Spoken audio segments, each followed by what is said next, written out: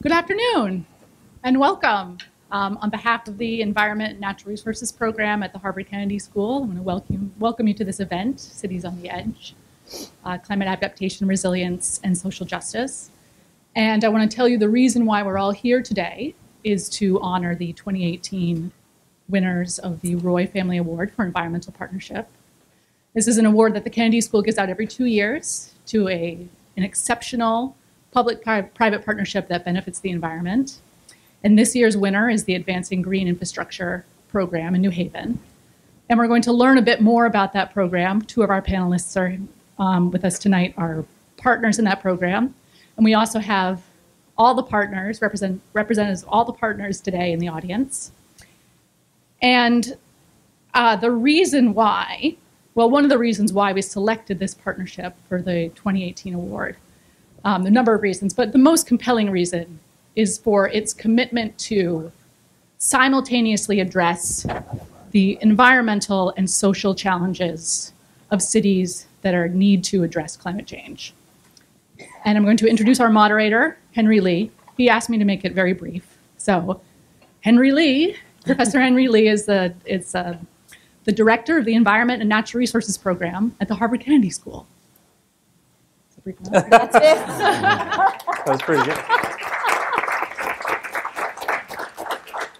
Thank you, Amanda, and thank you all for coming. Today there is an increasing realization that the impacts from climate change are real and they're unavoidable. The impacts will be regional as opposed to being national and global, and the burden of adaptation, recovery, and resilience will fall disproportionately on cities and localities. Even if all the countries in the world meet their climate pledges in Paris, the world will still miss the goal of limiting global temperature increases to 2 degrees, and that's assuming that 100% of the pledges will be fulfilled, which is pretty much a stretch.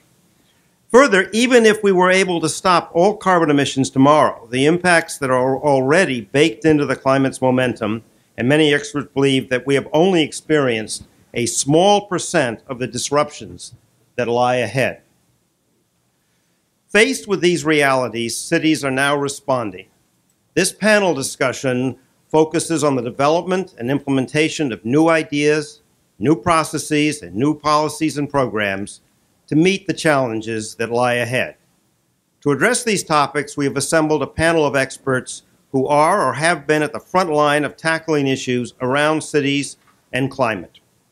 First, Gina McCarthy. She's the former administrator of the U.S. Environmental Protection Agency and is presently the director of the Chan School of Public Health Center for Climate, Health, and the Global Environment and a professor of practice at the school. She has worked at all levels of government and has a unique understanding of how to get things done. Chris Cook is the Chief of Environment, Energy, and Open Space for the City of Boston. He played a major role in the development of the ambitious climate adaptation plan rolled out by Commissioner Marty Walsh 2 weeks ago. Colleen Murphy-Dunning is the director of the Hixon Center for Urban Ecology, which is part of Yale's School of Forestry and Environmental Studies. Her program has been a strong supporter of community-based forestry and is one of the designers of New Haven's program on climate adaptation that we're recognizing tonight with the Roy Award.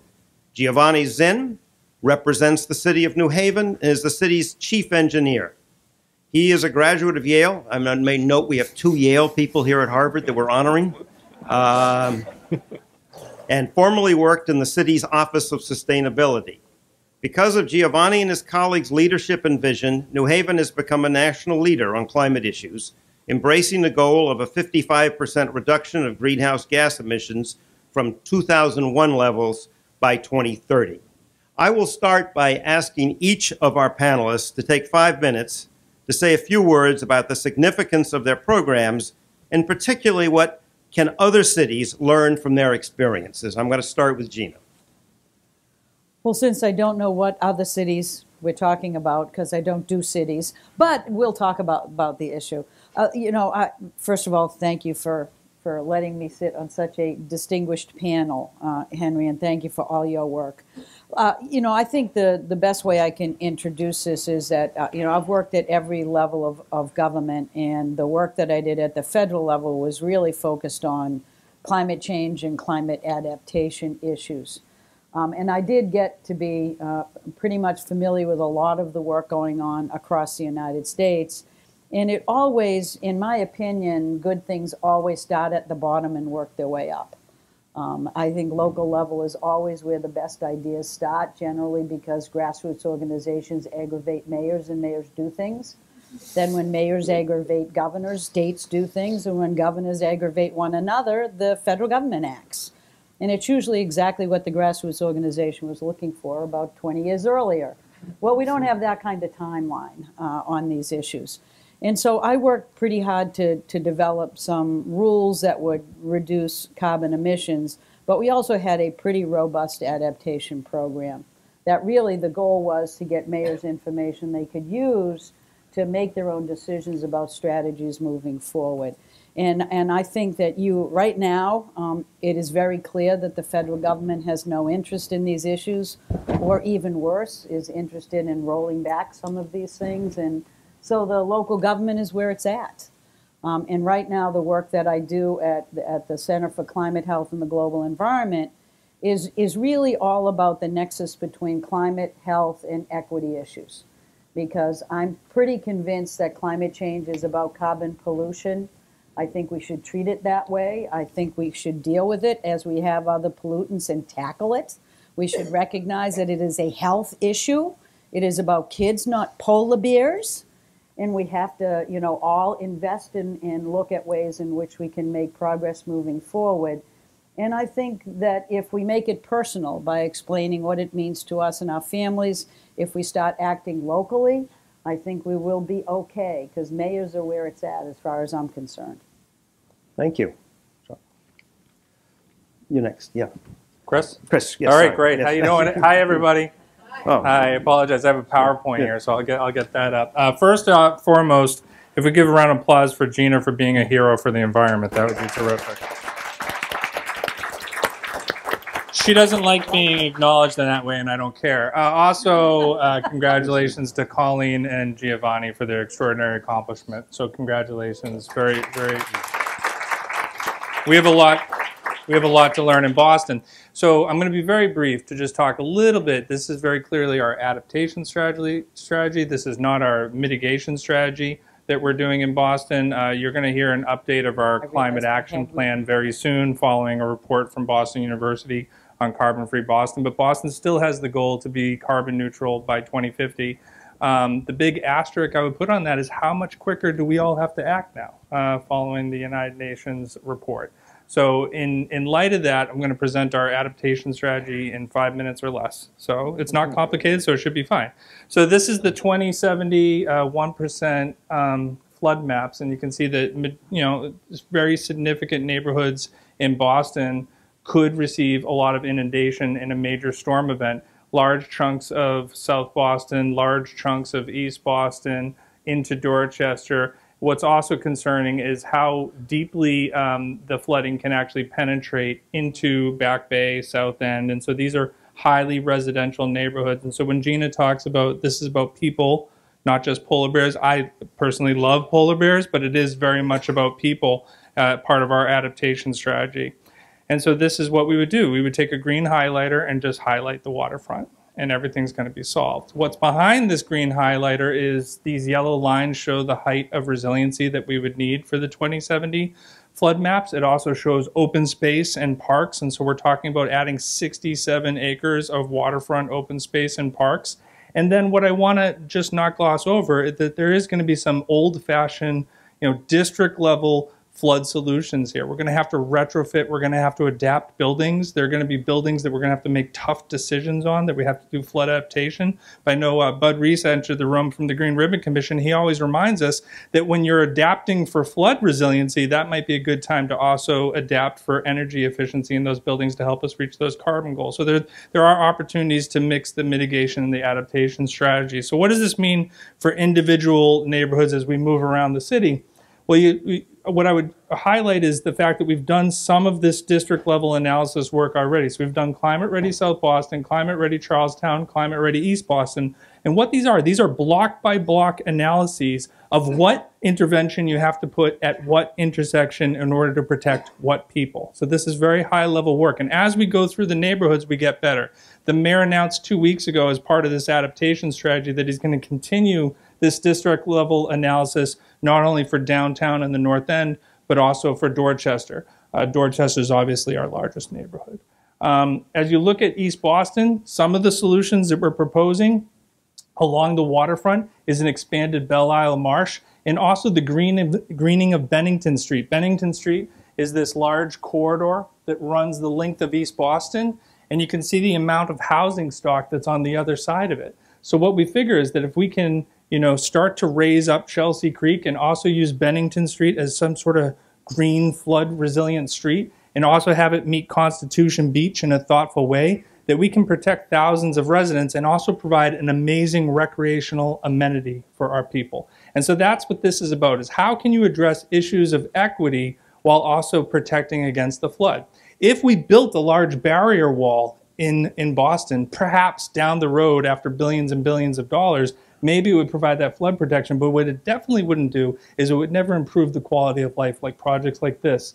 And these things, we believe these are much more efficient interventions. Some of the other opportunities in East Boston is the Trustees of Reservations work for the potential of Pierce Park Phase 3, but also Massport's excellent work they've done on resiliency on their site, and also the expansion of Pierce Park Phase 2, working with private development to expand Border Street. And also we think there's a lot of potential with the Suffolk Downs renovation project to really expand the last tidal salt marsh in Boston, Belle Isle Marsh, to cut down on wave action and provide more resiliency after a major storm event.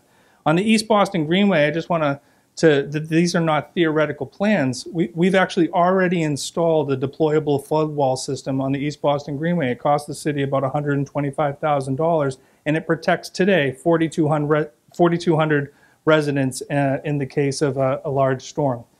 South Boston is very concerning, and we think we need to move on South Boston in the next 5 years for large issues of equity, and that is for a very specific reason. By 2070, the inundation from Joe Moakley Park, which is along Carson Beach over here, and Fort Point Channel actually meets, and it can start flooding our neighborhoods backwards. In addition, if Fort Point Channel isn't addressed, it can actually flood the Mass Pike, which then goes into the Back Bay, which of course the Back Bay and South End are largely filled. And so when you start thinking about the introduction of stormwater into those neighborhoods and coastal flooding, you can imagine how devastating that could be. So we believe that we have to move on Fort Point Channel and Moakley Park in an aggressive manner.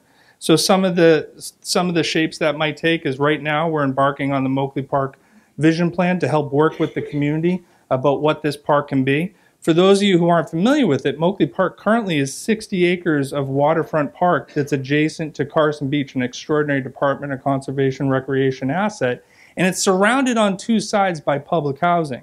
So it's surrounded by the Mary McCormick Housing Development and the Old Colony Housing Development. So when you think about a major storm event, these are people who are not going to get in their helicopters and move, right? These are people that we have a duty to protect in a major storm event. And Fort Point Park, we think there's an extraordinary opportunity to build a linear park system there that would be a world-class destination, also provide the resiliency for the city. In downtown, I'll remind you that we haven't done the district level analysis in downtown yet, but I just want to call out some of the opportunities that we think we may have. Now, of course, we have to go through the analysis to determine whether or not how viable these projects are. But if those of you are familiar with Christopher Columbus Waterfront Park, at least one edge of that park has to be raised. We think the Greenway itself could play into the resiliency of the neighborhood. Obviously, there's the expansion of the aquarium and the revitalization of that space and introducing nature into there. But then also there's an extraordinary opportunity at a location like Sergeant's Wharf. Sergeant's Wharf right here is currently a Boston Planning and Development Agency parking lot. So what we would envision is keeping the parking lot as a source of revenue to help take care of an open space that would be built on top of the parking lot, thereby using the parking lot as part of the resilience strategy for the neighborhood in a major flood event. Of course, you'd have to move the cars or else people would have a bad day. And so as you look into Dorchester, again, we haven't done the district level analysis for Dorchester, But a lot of these projects are common sense projects that were parks connectivity projects that have just been stalled for a long time. So what we think is we can use the adaptation strategy to try to catalyze these really good ideas. For instance, if you're driving on 93 right now, you drive past Tenian Beach and it has a lovely playground there, and you see this park, Victory Park, but there's no connective tissue between those two properties. Well, if we connect those with some sort of green buffer, with some sort of fill, not only providing a vibrant harbor walk for our biggest neighborhood, but you're also providing resiliency for all those for all that housing on the other side. Again, we have to do that district level analysis, but these are the opportunities we have at the city. Is how do you take the challenge of climate adaptation, really make it an opportunity to better people's lives? We're excited about it. We're extraordinarily lucky to have the leadership of Mayor Walsh and the Green Ribbon Commission working on this, and that's our strategy for Boston. Thank you very much. You got 5 minutes? Giovanni, All right. you have slides? Yes. Okay. All right, I got to find them. Thank you again so much for the introduction. It was fascinating to hear what Boston's doing. It is a huge honor to be here today. We're switching up the order a little bit just because of our order of what we're going to talk about. It is truly a pleasure to be here. New Haven, as some of you may know, is a nice little coastal community of 130,000 residents. We have a wonderful array of things in our community, including that other Ivy League school with a football team that my wife told me not to name. And we face a lot of the same challenges that Boston faces. We actually got here a half hour, our Amtrak train was a half hour late, and it's just vaguely rainy today. This is actually the two sides of the rail yard in New Haven on not that big of a rain event. If it's high tide in the harbor, we get a lot of flooding, and you can imagine what the Amtrak schedule is that day. But this is a common challenge that we have, and it's really a combination of both sea level rise and storm surge in the harbor, and then climate change predicts for the Northeast larger and more intense rain events. So we're kind of caught in between these two things. We have a 600-acre storm sewer shed in our downtown area, for example, that all drains to the harbor. When they built I-95, which is right near our harbor in New Haven, they built 200 acres of fill that are completely flat and just barely above sea level, all of which makes for an extremely challenging situation for us to deal with it. So for many years, we've looked at various gray stormwater infrastructure solutions for this. It involves large pipes, pump stations, all this other stuff. At one point, we were going to build 4 tunnels for stormwater under the Northeast Corridor rail line, which is a nightmare that I would never want to build. But we finally settled on looking at green stormwater infrastructure first. New Haven is built on very sandy soils. We have infiltration rates that make most engineers laugh. I actually just had a development project that came in and claimed 180 inches an hour of infiltration, which is a huge amount. You're not allowed in the state of Connecticut, at least, to use more than 5 inches an hour in your stormwater calculations. But we also realize that green stormwater infrastructure is very different. All right, it needs to be built in a different way. And that was really what the partnership that we're here today about came from. We need to bring the community into design team. Green stormwater infrastructure is much more visible than putting in the catch basin.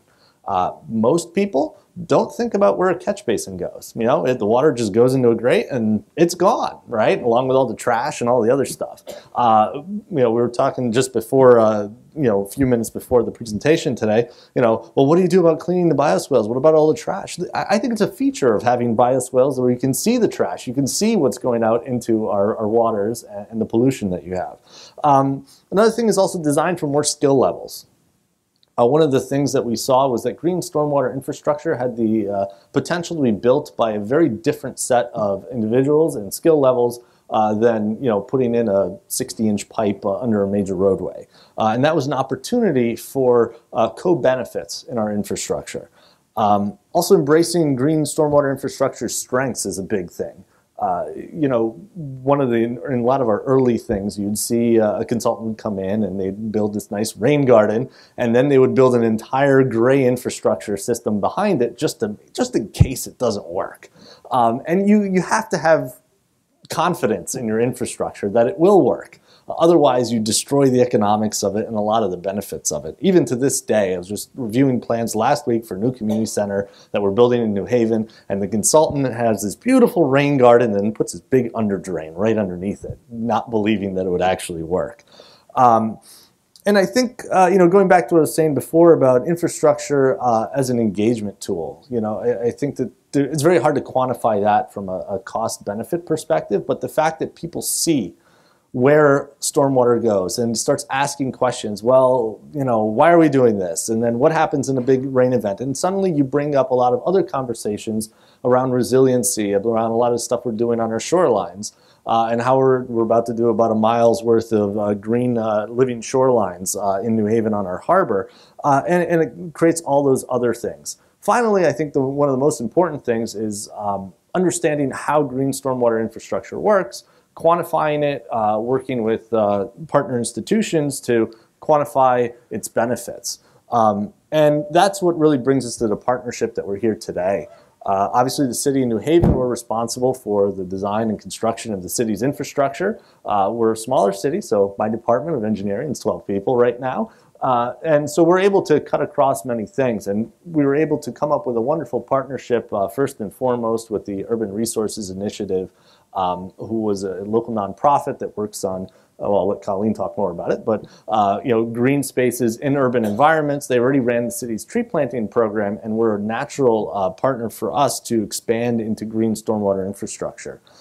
Second one of our partners is Emerge Connecticut, which is committed to helping those formerly incarcerated with job skills training and providing careers. Working with the Yale Forestry School on research, also work with Quinnipiac University now as well. Common Ground High School, engaging our youth and getting they're a high school with an environmental focus, so getting them involved in green stormwater infrastructure. And finally, our sewer system is regionalized in the New Haven area. Greater New Haven Water Pollution Control Authority has been a wonderful supporter on green stormwater infrastructure and partner, especially in our combined sewer areas. So here you can see a couple pictures of us planting a rain garden and working with our partners at Emerge on building a bioswale. Really quickly, for those of you in the room that don't know what a bioswale is, this is a very nice rendering done by New York City. They have a lot more money than we do, so we just use their renderings.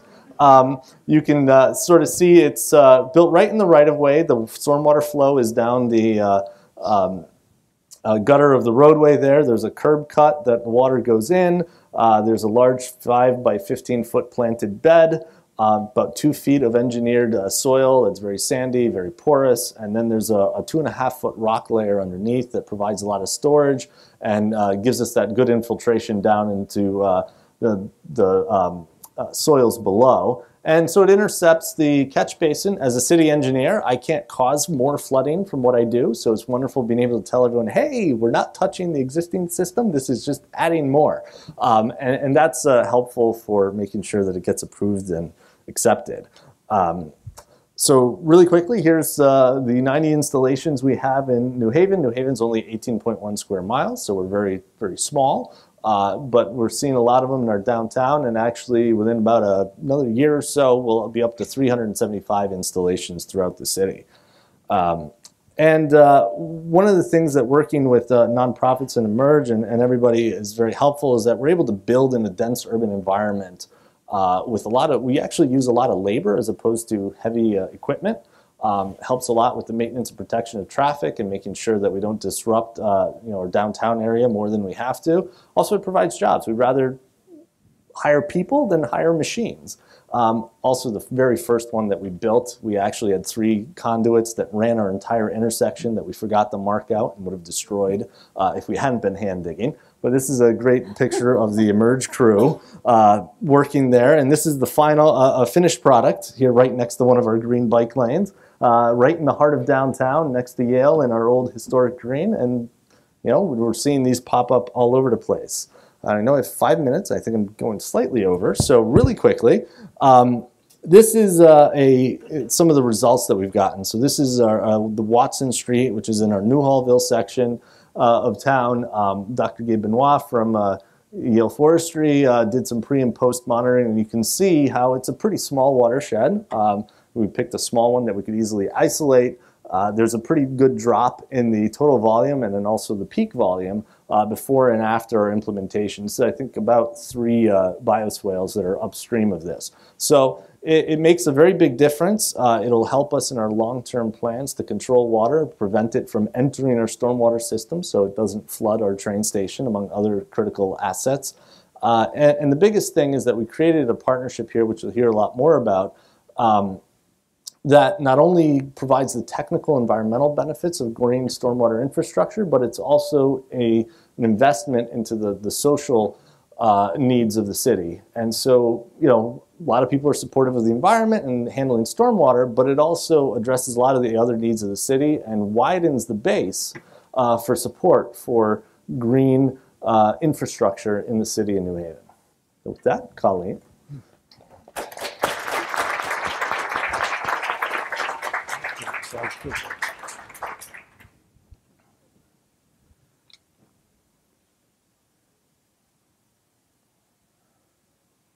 Thank you all for coming today, and I'm so honored to be here and to represent our partnership.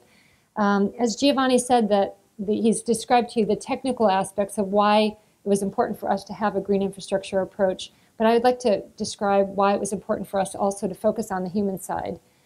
So I'd like to share a little bit about how we created this holistic approach to green infrastructure, and through working across many partners, we're able to achieve social impact as well.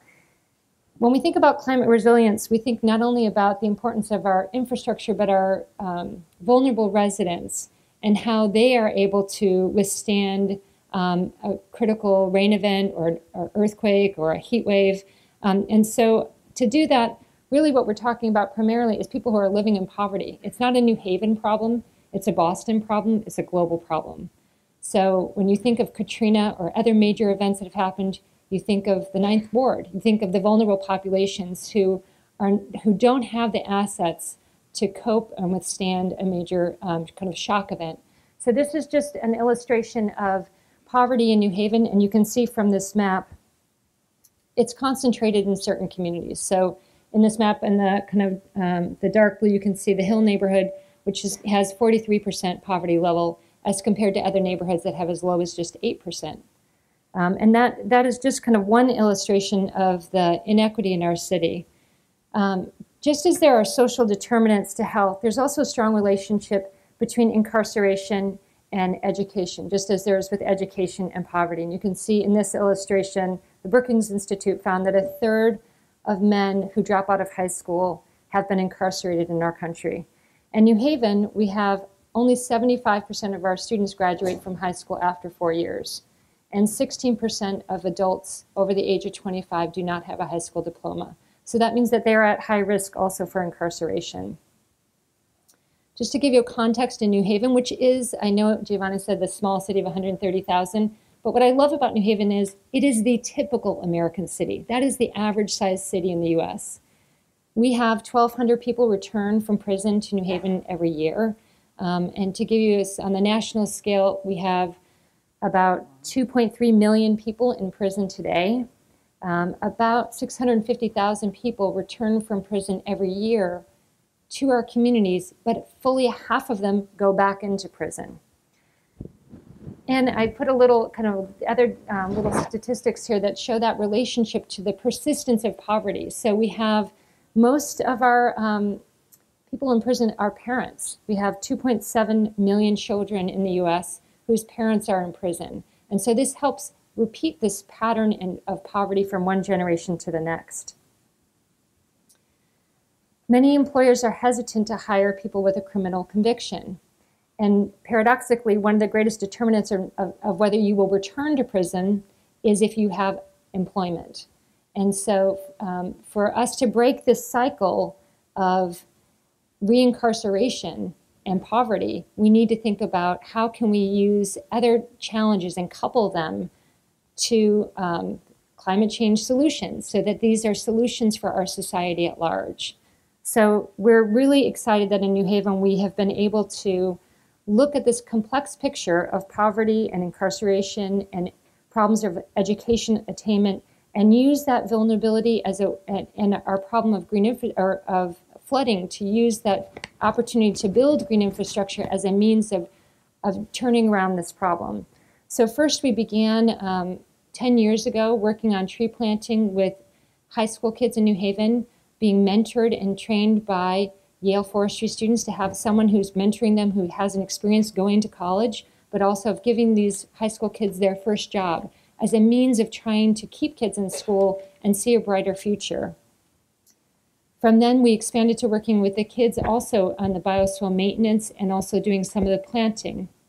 You can see in some of these images, we also are, wherever we're working in residential areas, we're engaging the adjacent households and inviting them to make some of the choices of the plant species that could be planted in the bioswales in front of their home, and also to engage them in the maintenance. In 2008, we began working with a nonprofit called Emerge. And this snapshot shows a few of the statistics of participants in their program, and they really mirror what we see in the nation that I've already described. Community members who are coming through the Emerge program come with a desire to work, but they leave with new tools of how to return to their community in a healthier way. 2/3 of people who leave Emerge leave to either education or to employment, and their recidivism rate is only 14% compared to the national average of 55%.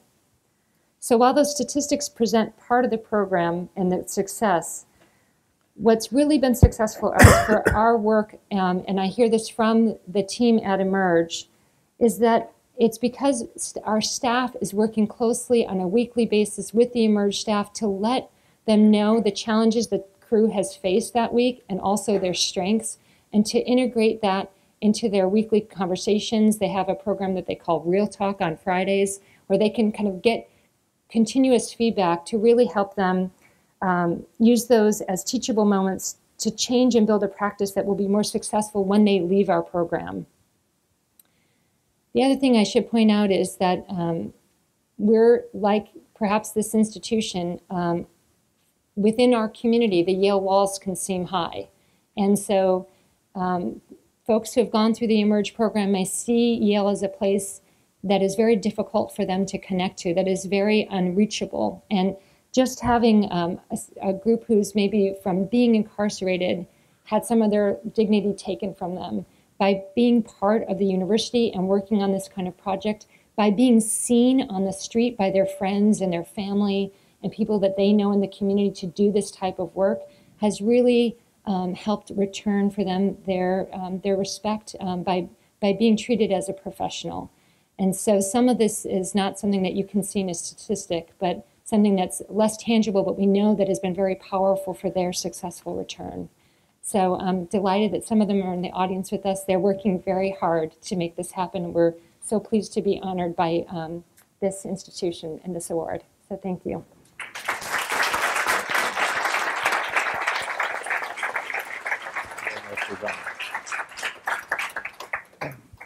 Thank you very much for terrific presentations, and both in their insightfulness and addressing really tough problems and finding ways to solve those problems. I'd like to start by asking a question about how do you afford to do some of these things? The question of money. You've laid out a really good program for Boston. But the question is, how are you going to pay for that program?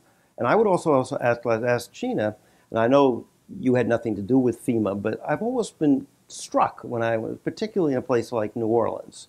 FEMA provides a lot of money when there is a crisis and for recovery and for help. They don't provide a lot of money to help prepare for that crisis ahead of time. And in fact, when addressed with this, FEMA has repeatedly said that, well, that's not our job.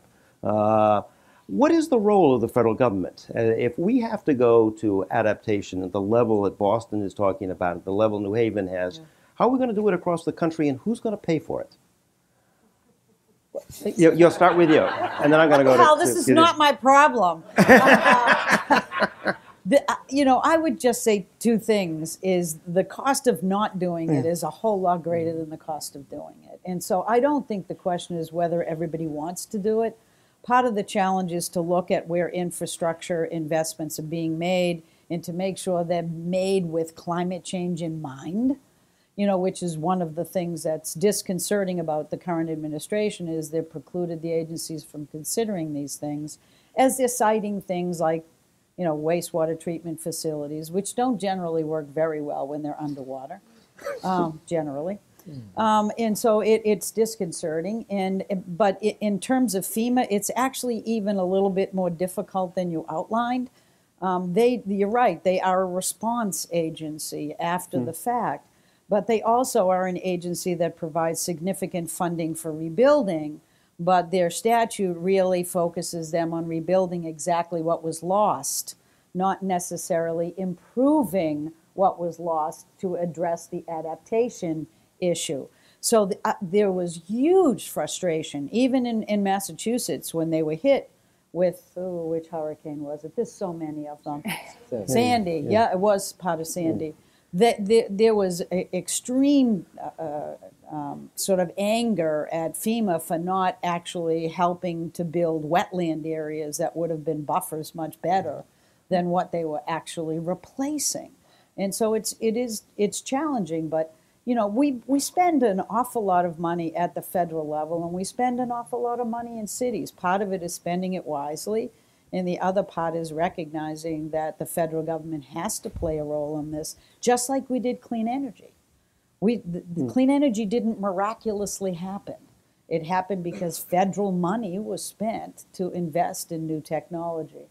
And similarly, we have to take the same approach. And one of the things that EPA did was to basically, every city in the United States, every major city is pretty much in a consent order with EPA about how to handle their water and wastewater, because this challenge is always.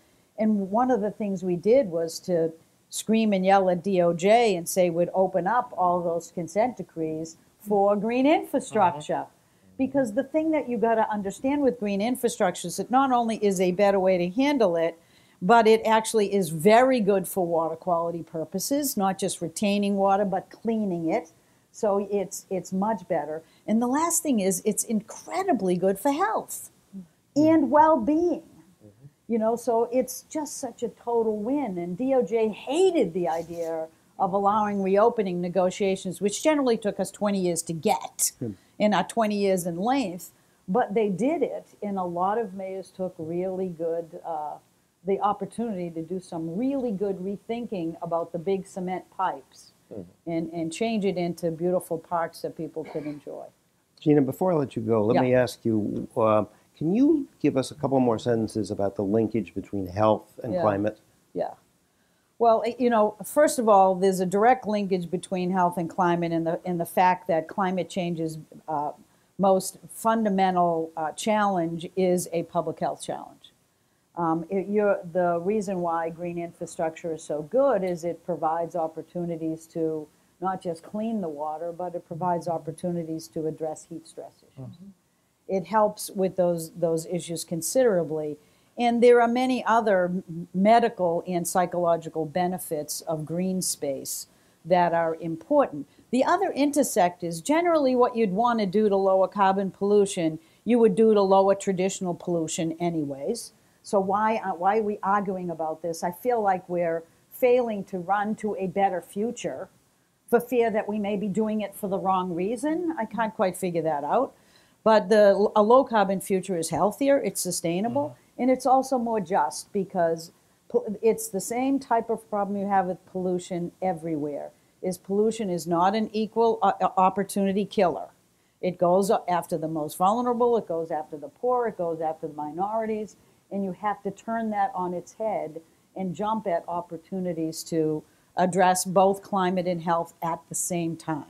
Anything less is just an unwise investment. Thank you. Chris, Yep.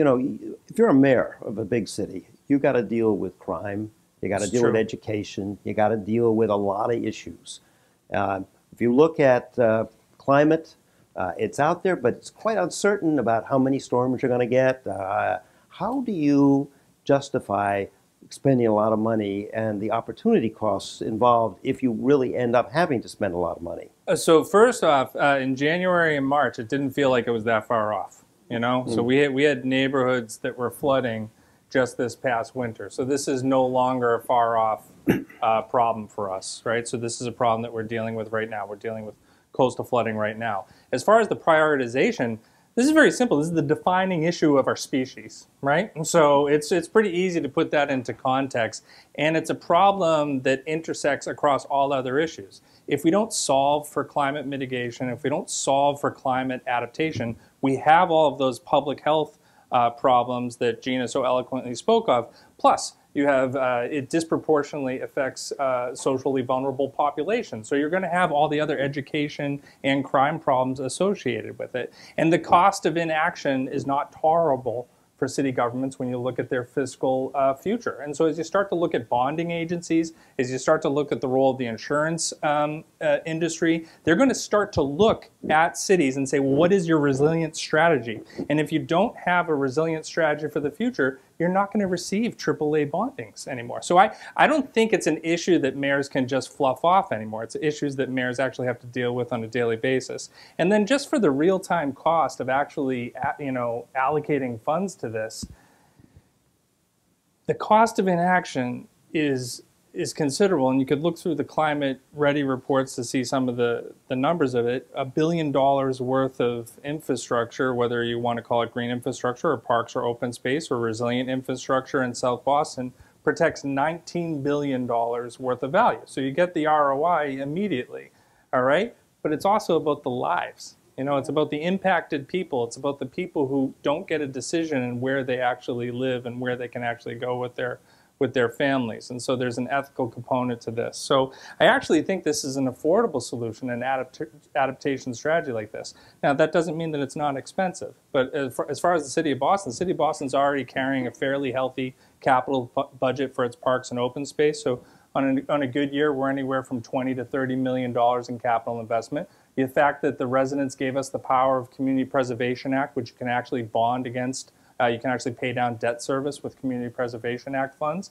Then you look at the idea that could we actually organize with some of the Commonwealth and some of our partners at the State House to actually organize the environmental bond bill so that it's about resiliency and not just about different neighborhood projects that are good for different constituent members. So can we actually correlate around that? And then there's an additional opportunity that even with FEMA, even with its current structure, we're currently applying for a FEMA pre-mitigation grant right now.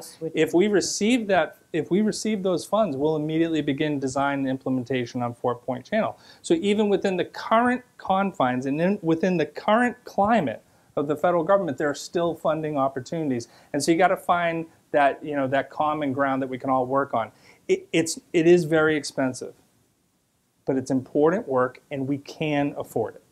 Well, let me have, again, a follow-up on this, is that if Boston is a leader in this, Boston's part of a region. What happens if Chelsea and Everett and even Cambridge and the towns surrounding Boston, which affect Boston, do not do this? So water doesn't care. Yeah, exactly. Right? And if people are displaced, there's going to be a burden on the capital city. All right, if people who live just outside of our neighborhood can't get in because the infrastructure in their towns went down, we have an obligation to participate in a metro solution. We have an obligation to participate in a regional solution. So while we're driving innovation on the properties within the confines of us, we're very committed to participating in a regional governance model. And I think it's going to take the establishment of some sort of oversight so that there's not an inequity between rich cities and towns that don't have as much.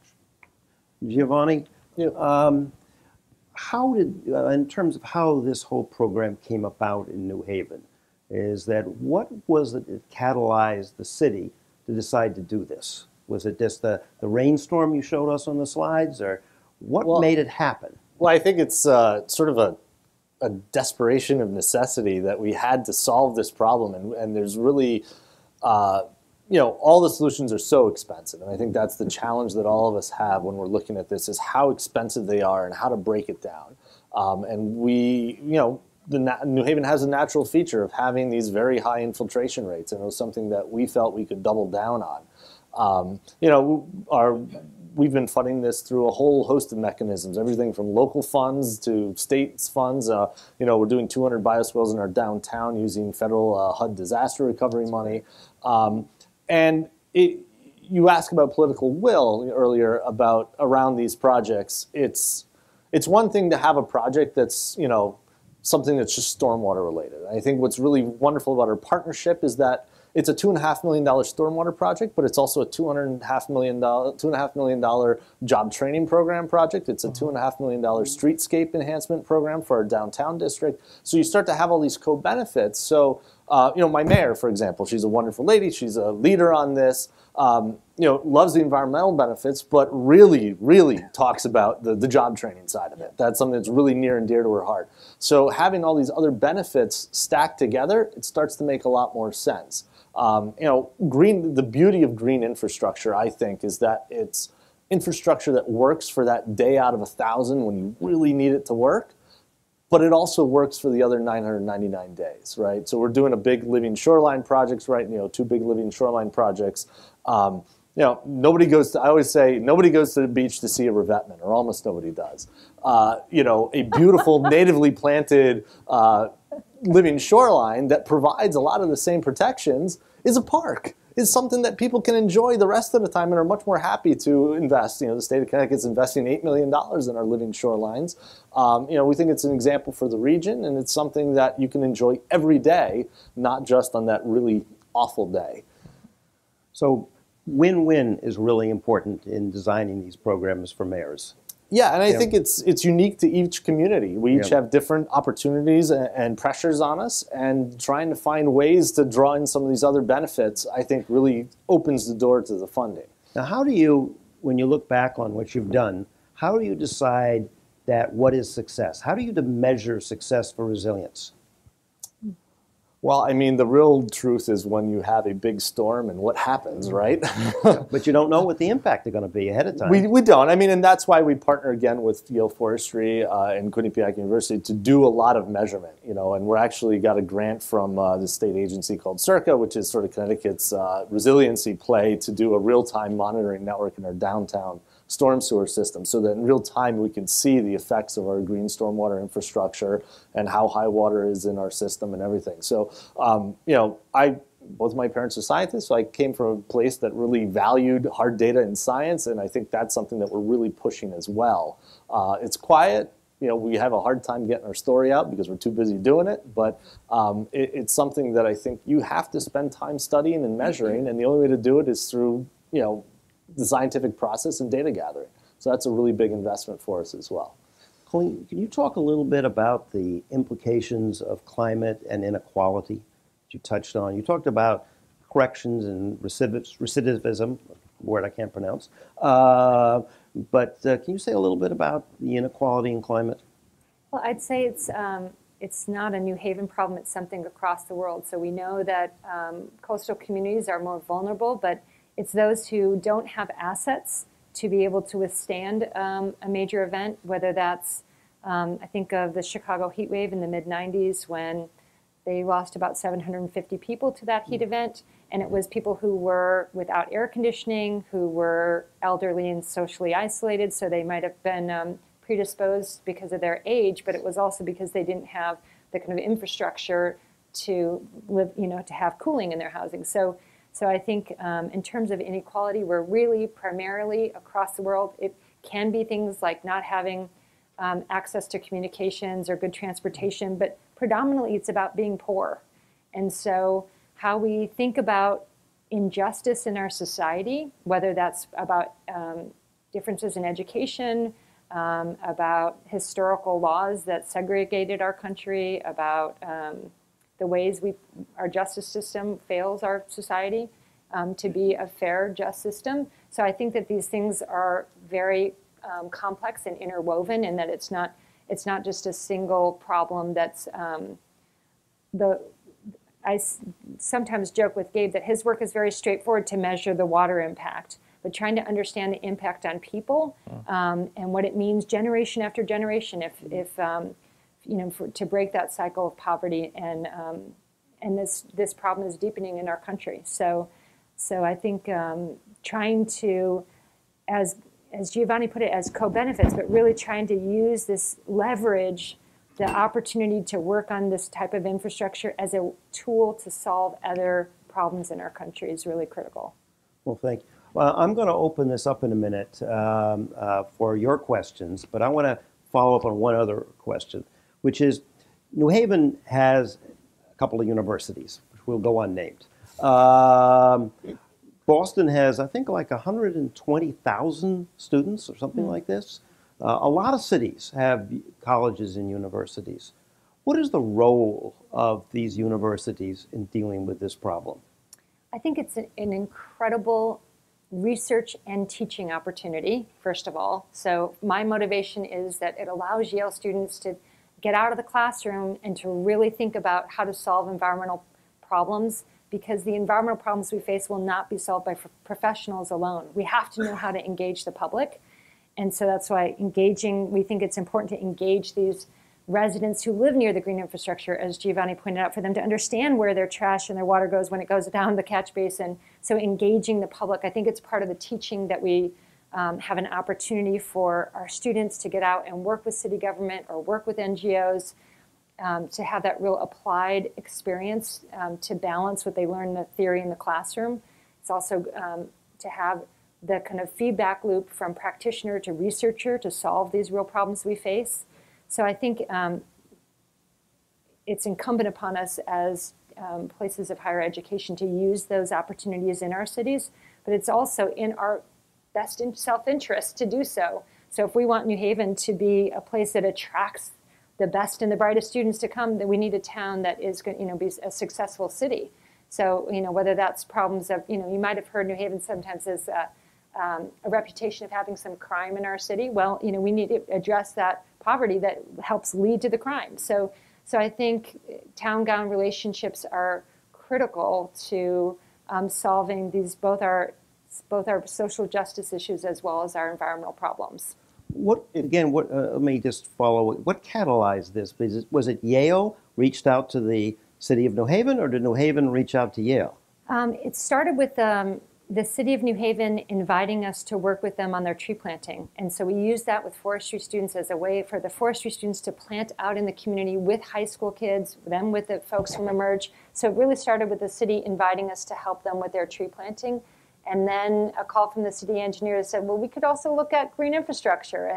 And so having a trusted relationship between the university and the city, that a real desire on our part to use it as a way of learning and recognizing it's a gift for the city to allow us. They have the public mandate to manage public lands, we don't, but they're giving us an opportunity for our students to learn. And we know our students send them a lot of emails and ask them a lot of questions, and our students are eager to learn in real world application. And so it's a gift for us to be able to work with them.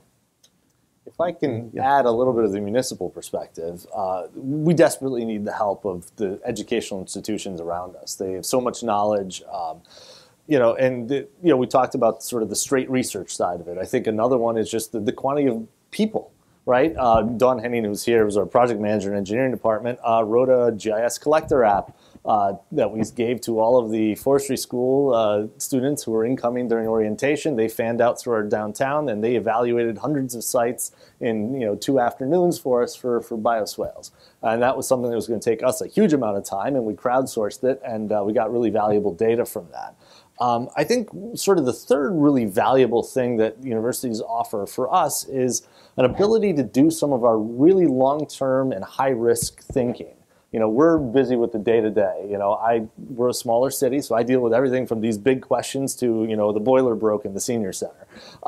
So I often don't have much time to worry about some of these bigger things. But, I think we like to work with universities on these sort of high-risk, high-reward projects that, we're developing a low-cost sensor network with a group from Yale in our downtown, sort of taking our sensor network and driving the cost down by a factor of 10. And that's something that may or may not work out. Could I hire a consultant to do it for a couple $100,000? Yes, but they'd probably get fired. But if we're working with Yale, it's something that costs us very little. It has a huge upside to it. And I think that that's one of the really cool things that excites us about working with the universities. Gina, you were a head of a state agency. You worked in the state for a long time. Did you work closely with the universities when you were doing that? And, Oh, yeah. So this was something that you felt that we could expand on. Well, the Yeah. universities are seen as a resource, Yeah. and I think more and more they see themselves that way. You know, one of the reasons I'm at Harvard is that the students at Harvard are really quite incredible. You know, they want to do really good things, and they see themselves as being part of the larger community, and they're incredibly focused on issues of social equity. And so I think they want this, I know they want this type of engagement. You know, they're not interested in just, you know, sitting in an ivory tower. They actually, scientists actually want to communicate what they learn and see that it's put to work. So things are different, I think, than it used to be. I don't think education is any more a separate exercise. Education is all about learning and teaching and listening and engagement and outreach. And so I just think it's a wonderful opportunity, and Harvard students see it that way. Sorry, shouldn't I say Harvard if you're not saying Yale?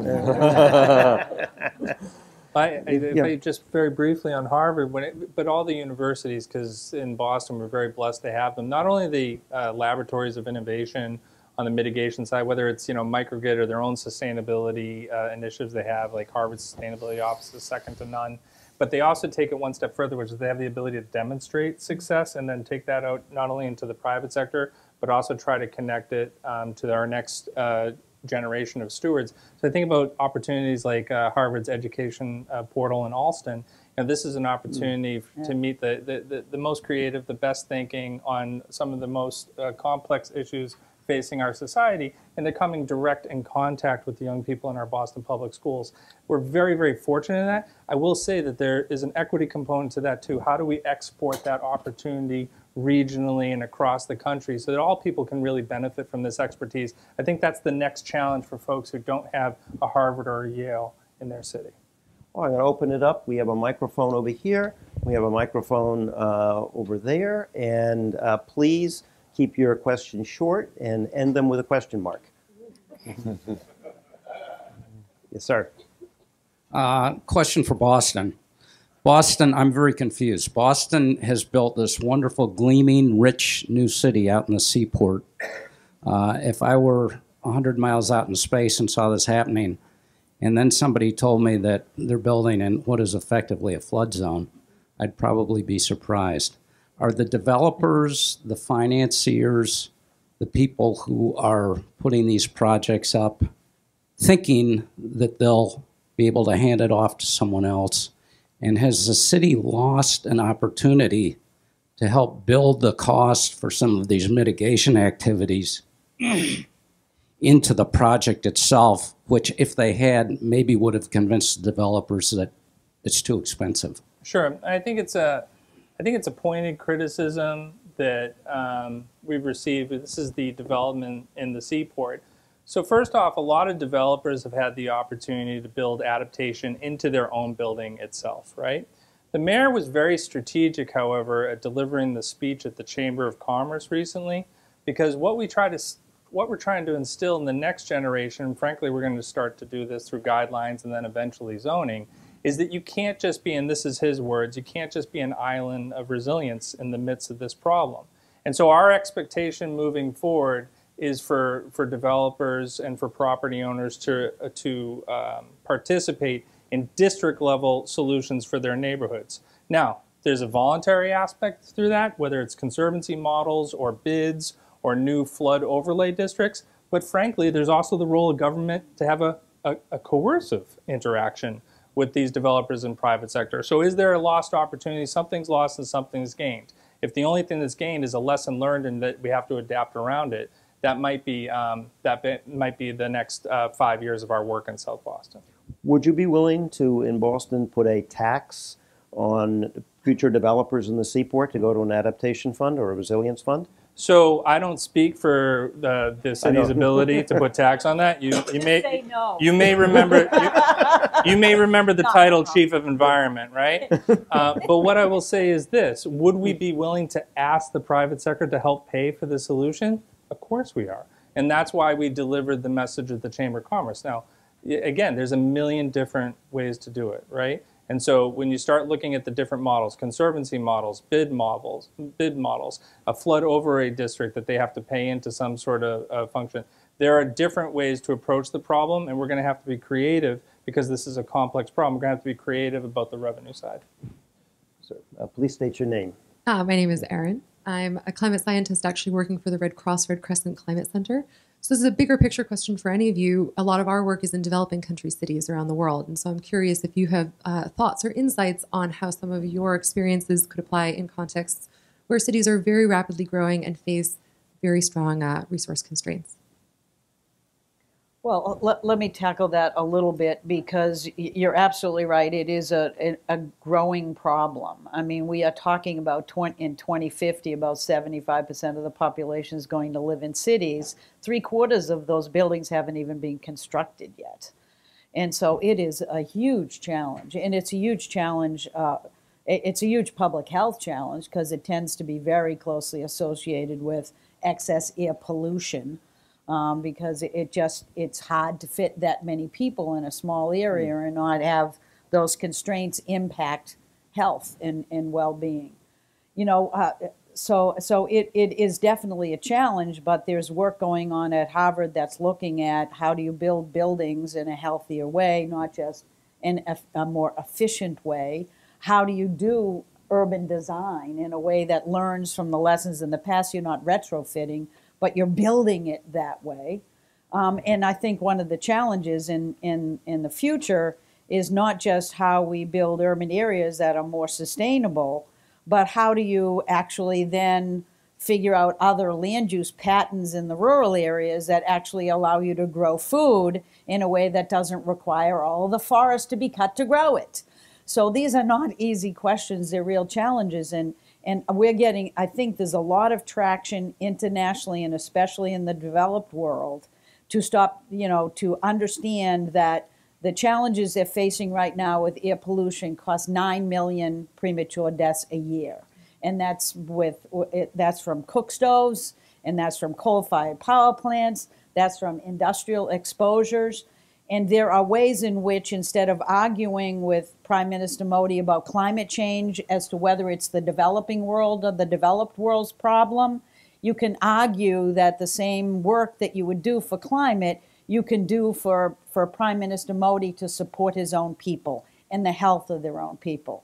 So what I am trying to focus on is getting away from arguing and start having a consensus that everybody can agree on, that these actions need to be taken now for the protection of health now, while we design a future that is healthier for the planet. And that's the same thing with mayors, is mayors have lots of choices on what to do to take action on climate mitigation and adaptation. It would be really great if they could boast about the protections they're providing to the health of their voters and constituents today while they're designing a future that's sustainable. That's how you motivate. That's how you get broad action to happen. And we just haven't been smart enough to align those things up. And it's time for that to change, because we have huge challenges about what we're projecting in 2050. But don't forget that when you move people out of poverty and you educate them, those numbers will change. Because with education comes lots of other benefits to society, and including educating women on how to reduce the number of births if that's what they want to do. So there's lots of things that can change between now and then that would be for the better. You were going to add? Okay. Yes. Hi, Laura O'Connell. I'm a Master of Public Policy candidate here at the Kennedy School. I worked in municipal finance and transportation engineering before I came here. And I understand that you guys got some federal grants for this project. I think one from the National Fish and Wildlife Foundation. Do you guys think that without that support from the federal government, you would have had the traditional municipal revenues or support from the community to be able to do this? I think the answer to that is both yes and no. I think no from the point of view that the grant funding has really helped us get a critical mass of the infrastructure a lot faster.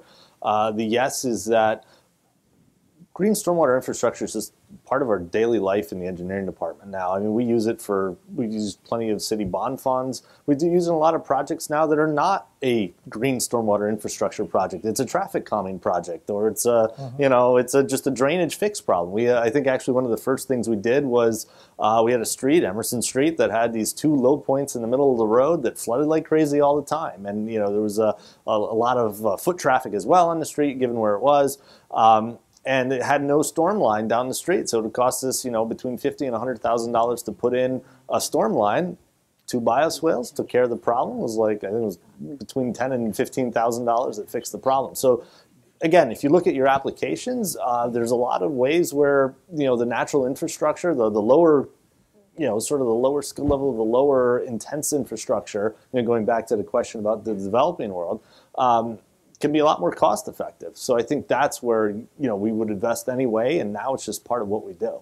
I would just add that I thought it was critical in that it built our capacity to experiment with design and to train staff. And so I think the grant support from National Fish and Wildlife and also from EPA EJ, which helped fund that work, I think it was important to build our capacity as a city to do the work better. And I think one other thing to point out is that, getting those grants as a partnership, then when we got to the really big things, like, we just had a $1 million contract to build in downtown, our partnership, because of procurement rules, had to go up against the entire traditional construction industry of the New Haven area and beat them by 6% and won the low bid. So, this could have all come to a screeching halt if we hadn't done that. And I think it's a real testament to URI and to Emerge that they were able to compete in the open market like that now. And I think, that'll be very good for you guys in the future. Once New Haven dries up, there's a lot of other opportunities out there in Connecticut. Thank you. Yes, sir. My name is Norman Willard, and I want to pick up on the notion of designing for the future. And whether or not it's important or not important for there to be some harmonization or consistency with regard to assumptions we're making about precipitation or sea level rise across units of government. Is that important, or does it make a whole lot of difference? It certainly helps when you're looking for funding. In Connecticut, we're lucky that we have, actually a center at UConn came up with the official state forecast for sea level rise, which is up to 20 inches by 2050 in Long Island Sound. And there's various local factors that sort of influence and why that's about twice what the worldwide average is. And that certainly helps us as we go to the state and try to design. We actually just completed a whole design study of what the district. We have 200 acres of fill, as I mentioned earlier, sort of between our downtown and I-95. It's all very low. It's kind of industrial. It's prime property for development, other than the fact that it's so low. So, we've used those forecasts to say, hey, what could this district be going forward? And, it's very hard in such a low area to find something that's resilient, that also works financially. I got into a lot of trouble in a meeting because I called the consultant's design fantasy. But, we patched it up and we're able to go on from there. But having those official forecasts where you don't have people trying to cheat and say, hey, well, I think it's actually this much. No, this is the official forecast. This is what it is. Everyone in the whole funding stack understands that, at least from the state on down. But over the last, 20 years, the quote-unquote official forecast keeps changing. Yes. It does, but I actually think it's critical. I think it's critical at a couple of different levels. Back earlier to the seaport in South Boston, it's critical that the government and the private sector are having a really honest conversation about what we're actually preparing for, because then they can actually finance for it. Just as we're trying to get bonding, they're trying to secure funding for their projects. And so we got to make sure that we're comparing apples to apples when possible. But I would actually go one step further, that I think it's good science and acceptable science to the majority of people is really important, even within a city government. I mean, it can be difficult. Not in our city, in other pretend cities, but it can be difficult having conversations with a transportation department, a public works department, who maybe are not as forward-thinking as an environment department or a parks department on GI or green infrastructure. And so that third-party validation of accepted science, I think it is critical, and I think that's an important role for the community. Thank you. Peter Frumhoff, Chief Scientist at the Union of Concerned Scientists. Thank you all for your presentations. You do a terrific job. Well, thank you, Gina. It means a lot to hear you say that. A number of municipalities across the U.S. and some internationally are beginning to look at the costs of adaptation and are basically saying, why should the taxpayers alone pay these costs? And they're filing lawsuits to seek to gain financing from fossil fuel companies on the kind of polluter pays principle, that companies who've contributed to the problem, many of whom misinformed about the risks of their products, should be paying a fair share of the costs of adapting to the damages that we're now facing. I'm wondering what you all think of that approach and whether the city of Boston is thinking of joining Rhode Island and Baltimore and New York City, Oakland, San Francisco, and others in taking on this approach. So, just like I don't like answering tax questions, I'm not a huge fan of answering questions about potential litigation. What I will say is that Mayor Walsh has shown strong leadership on the opioid crisis. And recently we announced a lawsuit against the pharmaceutical companies that we believe are at part of the root of that crisis. And so we start looking at existential threats to our species. I think all options have to be considered. Yeah, and we agree. Yeah. Hi, Wynn Quill from the Conservation Law Foundation. You perhaps touched on this a little bit with the first question about South Boston, but can you comment on legal strategies that cities and municipalities can use to encourage more resilient design and construction? In Massachusetts, for example, there is a single building code that applies statewide and does not take account of perhaps the special risks that coastal communities face. Yeah, Yeah, okay, great. So, yeah, so the building code is what it is, and does the stretch code need to stretch? Yeah, absolutely. And does the building code need to expand? Yes.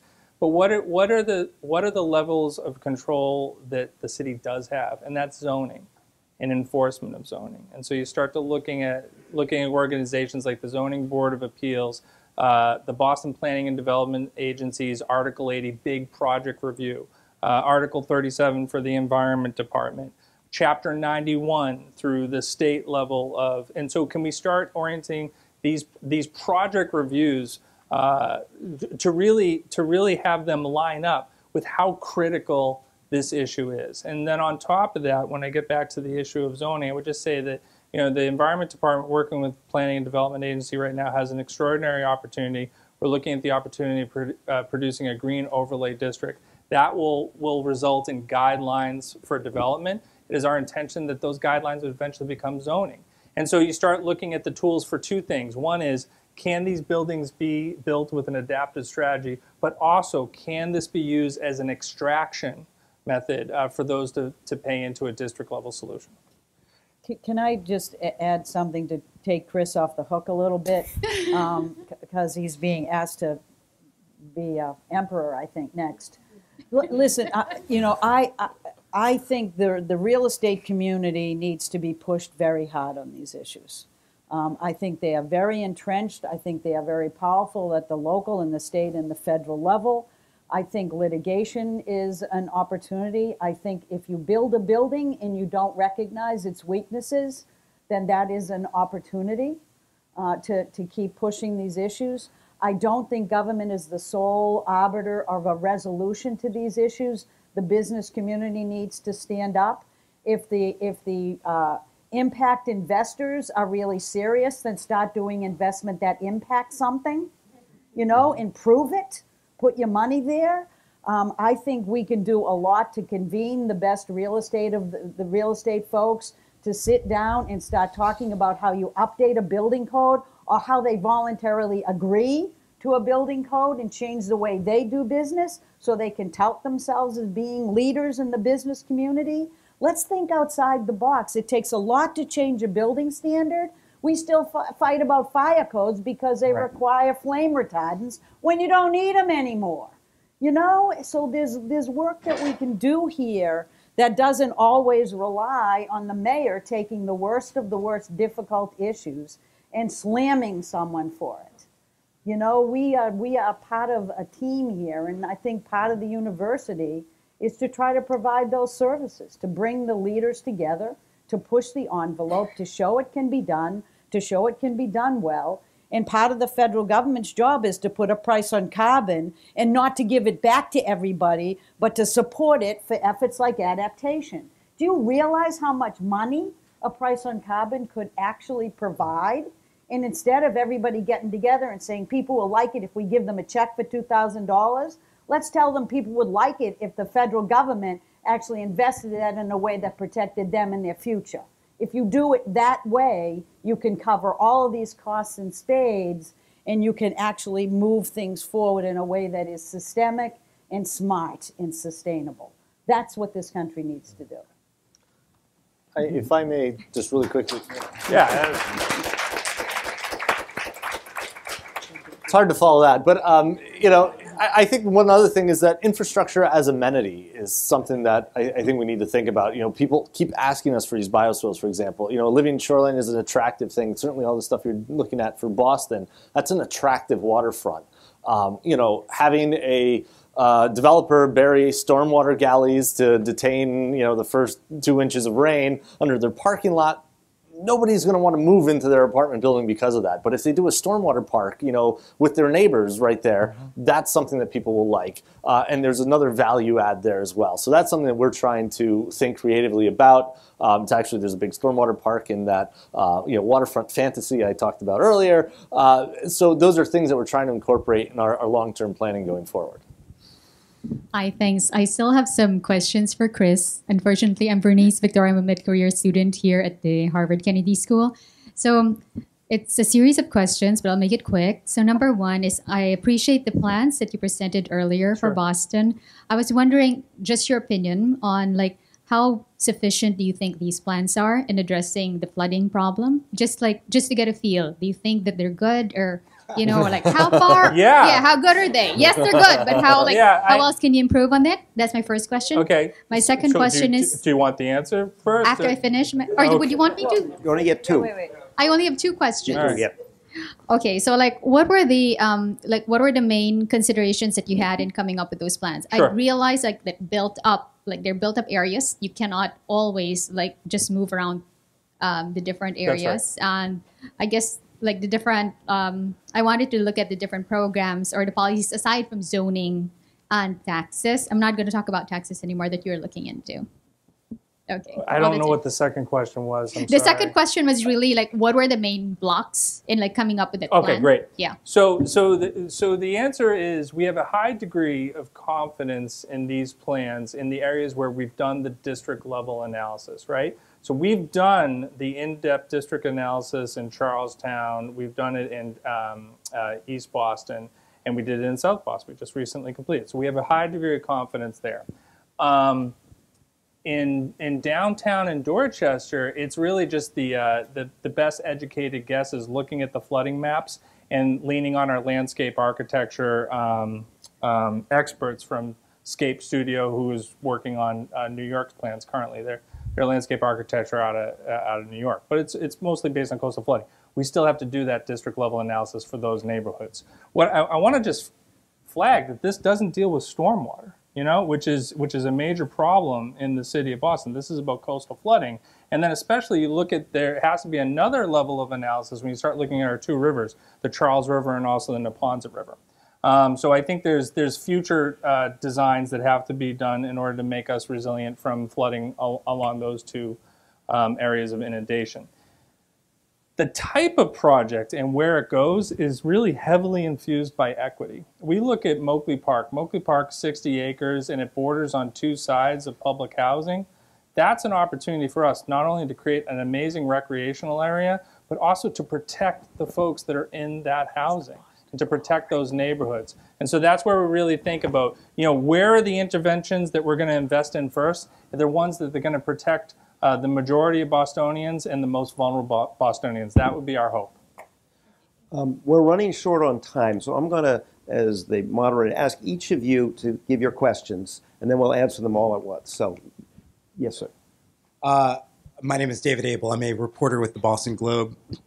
I had a very similar question, but just wanted to specify and ask how we can avoid throwing good money after bad money, in that in your design for protecting the city of Boston, at what point, how much are these adaptation areas good for? I mean, we had in the winter storms that were with record tides that reached something above 16 feet over mean sea level.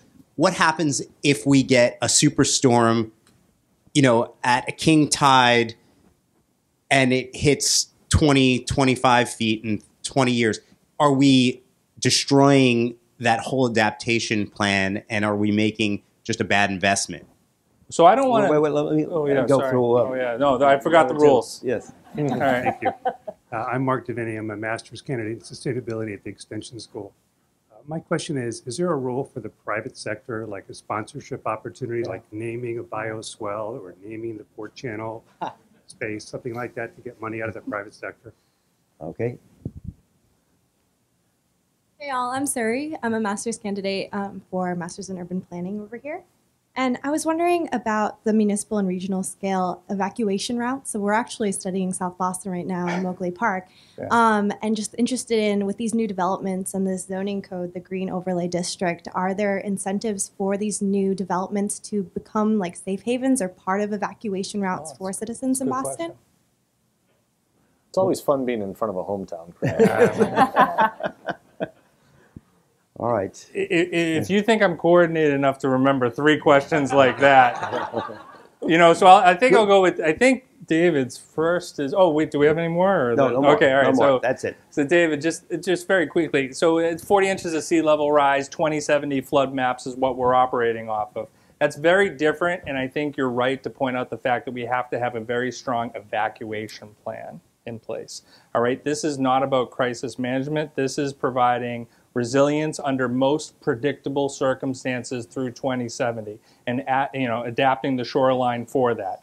If we get hit with a major storm event, will this help? Yes, it will help. But it doesn't take place of just think about the amount of tree damage, the wind damage, the infrastructure damage we would also receive in an event like that. And that means that cities have to have a crisis response management plan.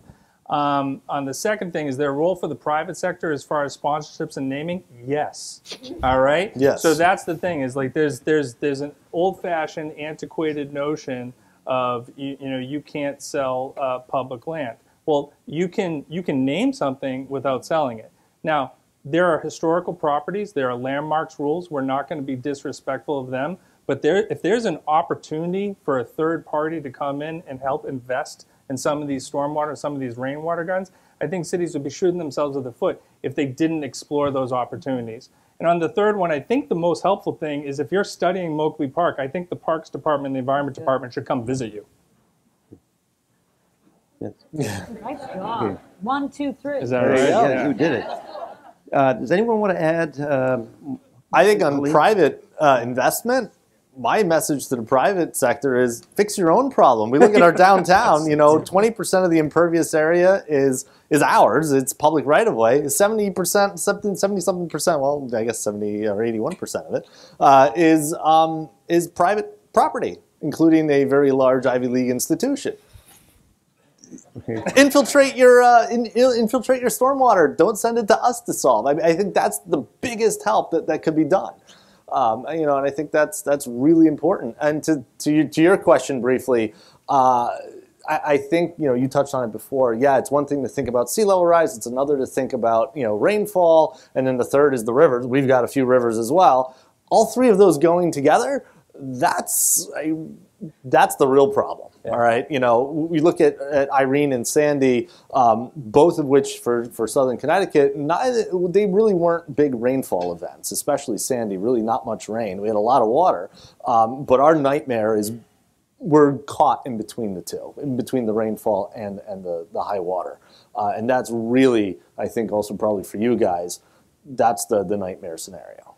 Colleen, do you have any closing thoughts?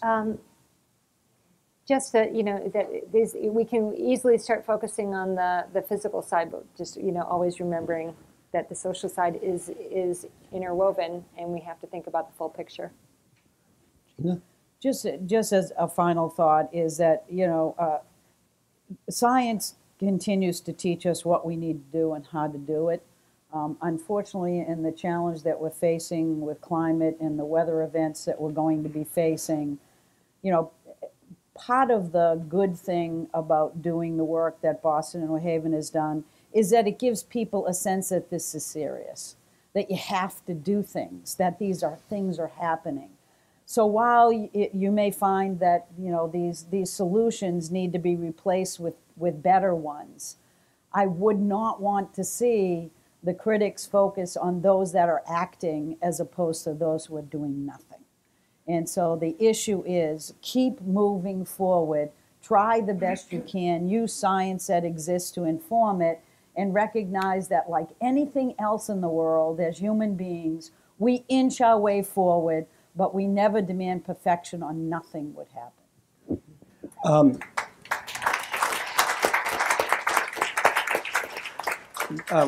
Panels like these don't come by themselves, and I'd like to take an opportunity to thank the Harvard University Center for the Environment, the Business and Environmental Initiative at the Business School, and Gina Center, all for co-sponsoring this event. Thank you very much.